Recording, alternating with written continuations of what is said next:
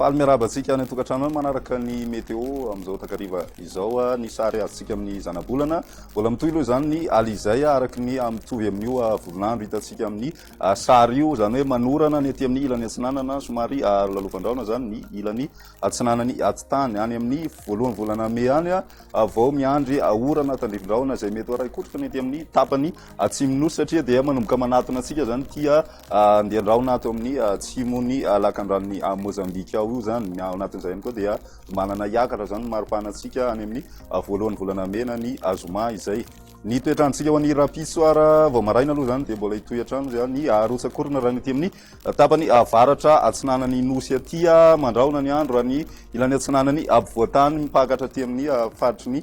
nosy aty zany mahazo an'izay ihany koa melaky maina ny andro amin'ny ankapobeny moa zany ho an'ny faritra sisa ny apisoa tolakandro dia isy ny orana tandrivondraona manify raha ny aty amin'ny tapany avaratra any manodididina ny distriktany Sambrano sy any akaikaiky ny nosy be any mahazo an'izay misy ihany koa ny orana tandrivondraona izay somary mitsitokotoko moa zany zay raha ny aty amin'ny faritry ny atsimo andrefana raha ny tena misy azy zany dia any amin'ny